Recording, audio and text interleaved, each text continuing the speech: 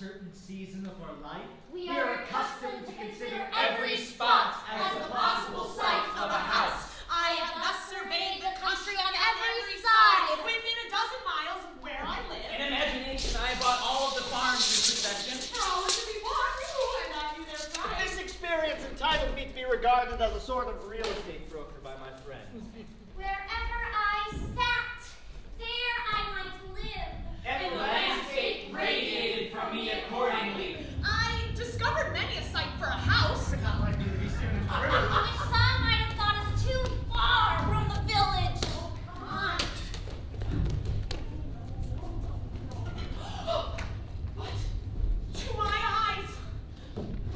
And ears. And nose. The village was too far from it. I am monarch of all Estimate! Right, there's nothing to dispute. Well, there I might live, I said. And there I did live. Give me that. For an hour. A summer and a winter, a life. I saw how I could let the years run off here. Buffet the winter through and see See the spring come in. Walls.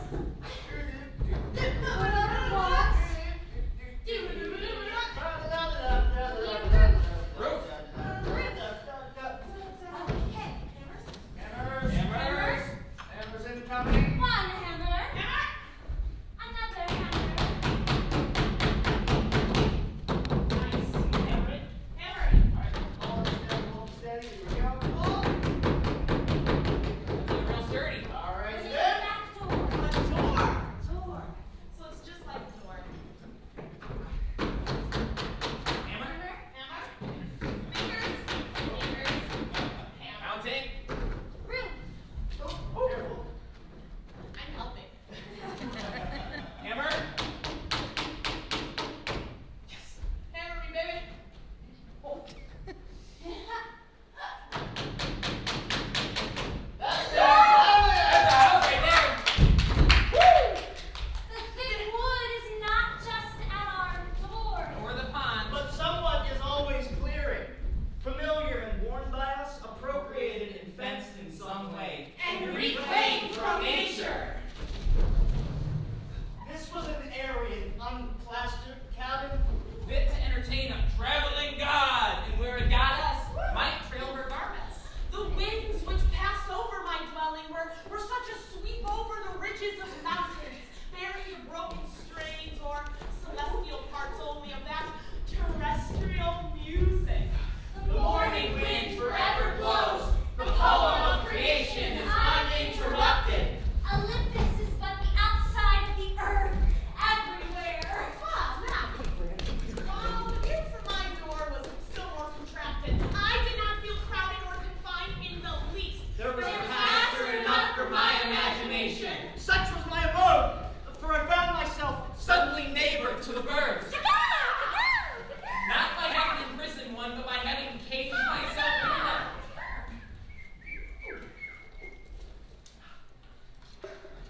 I discovered that my house actually had its site in such a withdrawn, but forever new and unprofaned part of the universe. The remoteness from the life which I had left behind. dwindled in twinkling with this fine array to my nearest neighbor, and to be seen only in moonless nights by him. Such was that part of creation where I had squatted. Red sun out on the horizon, far from kings and queens. Have you ever been west of your hometown? Oh, it's different.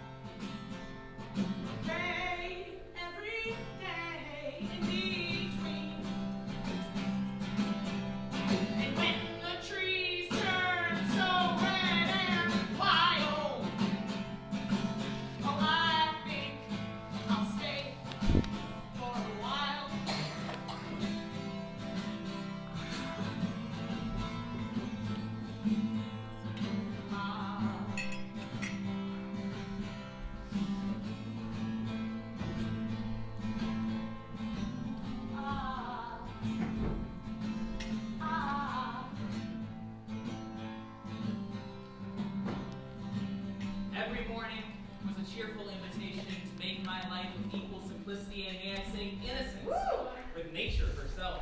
The morning, which is the most memorable season of the day, is the awakening hour. Well, then there's at least somnolence in us. For an hour at least, some part of us awakes, Yeah. which slumbers the rest of the day and night. To him whose elastic and vigorous thoughts keeps pace with the sun. The day is a perpetual morning. It matters not what clocks say. Come on, for the attitudes and labors of men, morning is when I am awake and there is a dawn in me. To be awake is to be alive. I have never yet met a man who is quite awake. How can I have looked him in the face? What do you mean? How can I have looked him in the face? Oh, I know what you mean. I have frequently seen a poet withdraw, having enjoyed the most valuable part of a farm. While the crusty farmer supposed he had gotten a few wild apples only. Gather. Why the owner doesn't know it for many years, though, that the poet has put his farm in rhyme, the most invisible kind of offense. Has barely impounded it, milked it, skimmed it, got all of the cream, and left the farmer only the skimmed milk. Oh.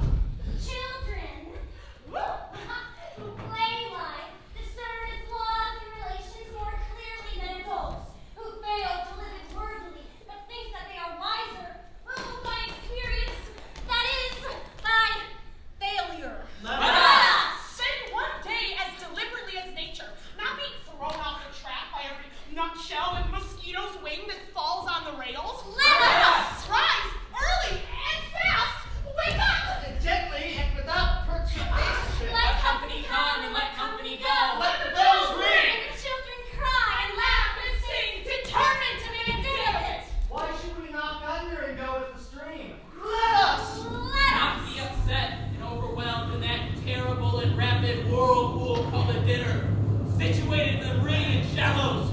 Weather this danger, and you are safe, for the rest of the way is downhill. We've got relaxed men with morning vigor. Sail by it, looking another way, tied to the mast like Ulysses. Pour! If the engine whistle! Let it whistle till its hoarse words If pain. the bell rings! Why should we run? Doors closing. Run!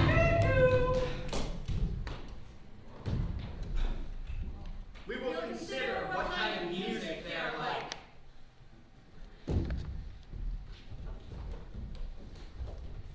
If you stand right fronting and face to face with the fact, you will see the sun glimmer on both its surfaces as if it were a scimitar. And feel its sweet edge, dividing you through heart and marrow, and so you will happily conclude your mortal career. May it life or death, we crave only reality. If we are really dying, let us feel the rattle in our throats and feel the cold in our extremities. Yeah, and if we're alive, let's go about our business. Stop messing around. Hey.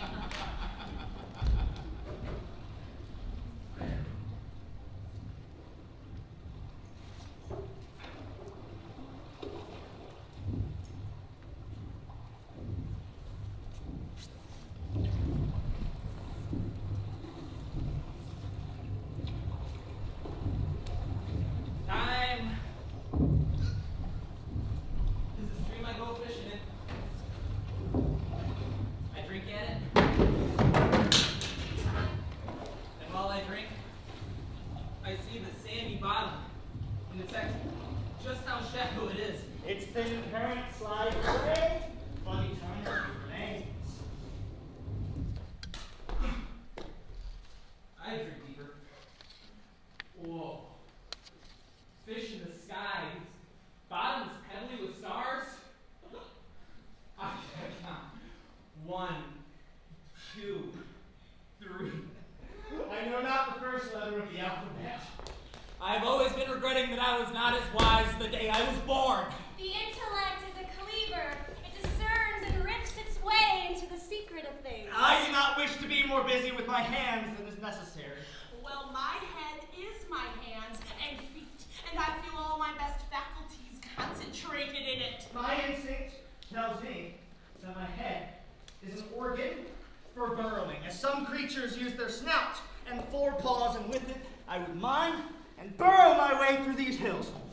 I sense the richest vein is somewhere hereabouts. And so by the divining rod and thin rising vapors, I judge. And here I will begin to mine.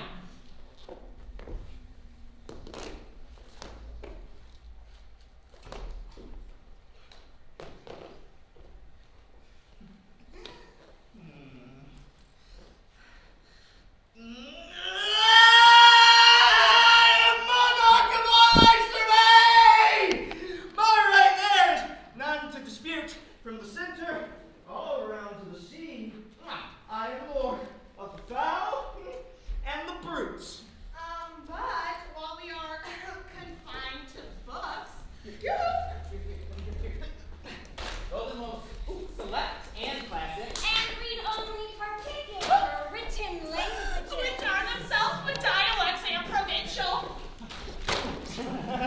We are in danger of forgetting the language which all things can meant to speak, without metaphor, which alone is copious and standard. Much is published, but little actually printed. The rays that stream through the shuttle will no longer be remembered when the shutter is wholly removed. What is the course of history or philosophy or poetry? And how select Or the best society. Or the most admirable routine of life. Compared with the discipline of looking always at what's to be seen. Will you be a reader, a student merely, or a seer? read your fate and see what is before you, and And walk walk on on into into futurity. futurity.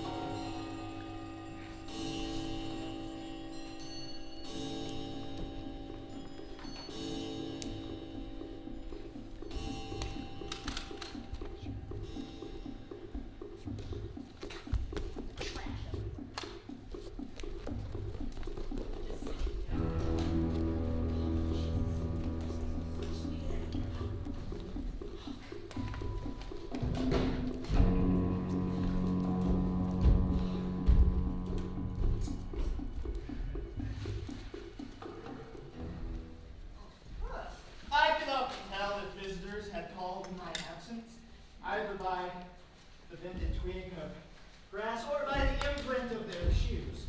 Yeah, and generally of what age or sex or quality they were, by some slight trace left over. Such as the flower dropped. Or a bit of grass plucked and thrown away. Even if as far as the trait, half a mile distant. Or by the distant smell of a cigar or a pipe. We Put meet- that out. We meet at very short intervals, not having had time to acquire any new value for each other. We meet at meals 3 times a day and give each other a new taste of that, old, musty cheese that we are. We have to agree on a set of rules called etiquette and politeness to make this frequent meeting tolerable and that we do not come to open war. We Meet at the post office. And at the social. sociable. And about the fireside each night. We live thick and are in each other's way.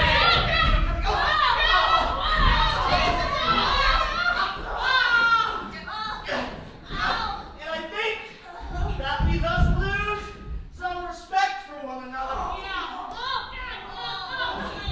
It would be better if there were but one inhabitant to a square mile as we're island. The value in a man is not in his skin, that we should touch him. I am monarch of all I survey. My right there is none to dispute. From the center all around to the sea, I am lord of the fowl and brutes.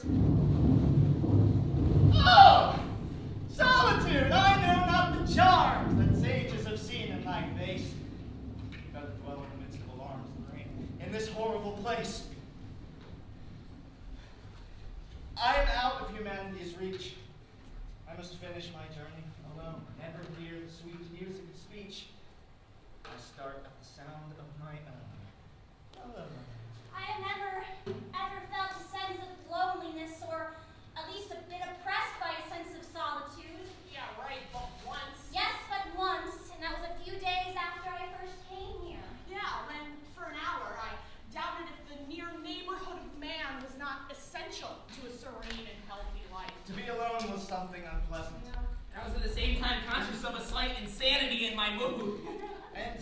foresee my recovery. In the midst of a gentle rain, while these thoughts prevailed, I was suddenly sensible of such sweet and beneficent society with nature. An infinite and unaccountable friendliness all at once like an atmosphere sustaining me. Which made the fancied advantages of human neighborhood seem insignificant. And I have I've never thought of them since.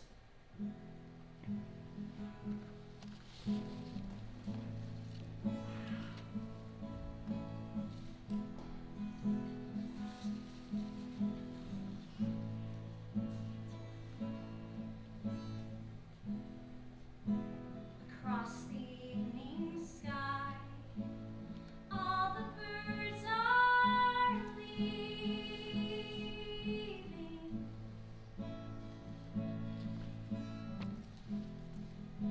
But how can they know it's time for them to go?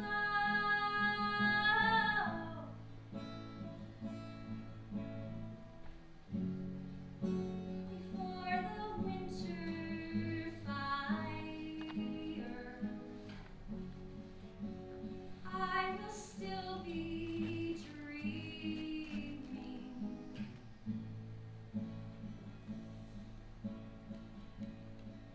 I do not count the time,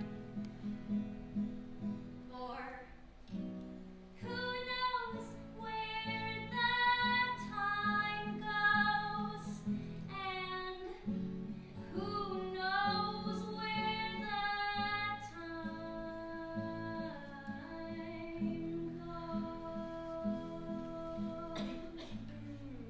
Every little pine needle expanded and swelled with sympathy and befriended me. I was so distinctly made aware of the presence of something that felt kindred to me, Even in scenes which we are accustomed to call wild and dreary, and that the nearest of blood was the humanist.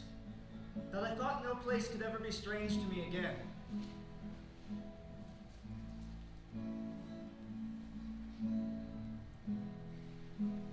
Sad, deserted shore, your fickle friends are leaving.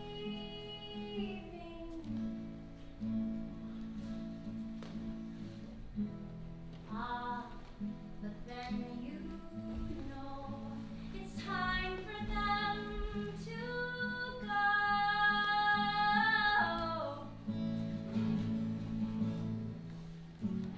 But I will still be here. I have no thought of leaving. No.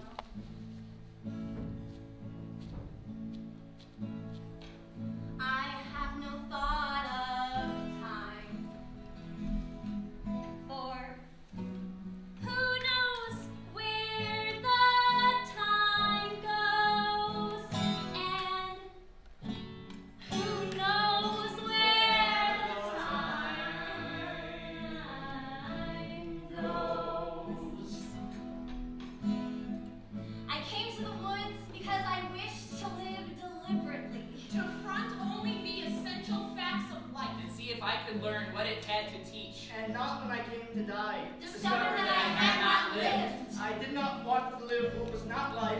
Living is so dear. Nor did I wish to practice resignation, you guys. Well, unless it was necessary. Oh my Like God, if I missed the Dad. bus, But went let's to- I wanted to live deep and suck out all the marrow of life. Yeah, to live so sturdily and sparkling as to put to rest all that was not life. The Bronx Wall! The shade glows! You can drive life into a corner and reduce it to its lowest good! And if it proved to be mean, why then to get the whole and genuine meanness of it!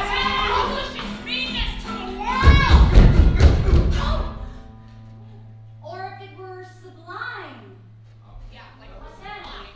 Then to know it by experience and to give a true account of it in my next excursion. And I'm not alone while my love is near me.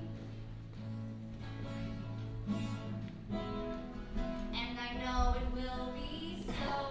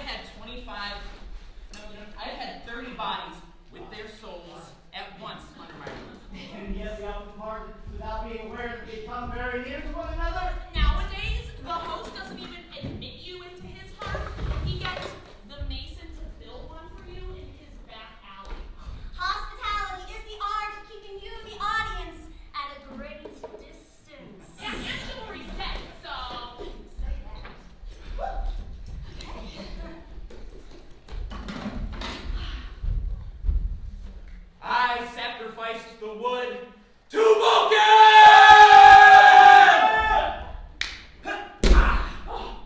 For it was past serving terminus. So, The wood warmed us twice.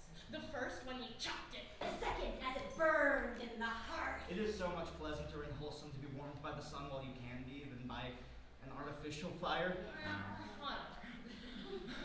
We thus warmed ourselves by the still glowing embers. Which the summer, like a departed hunter, Had left.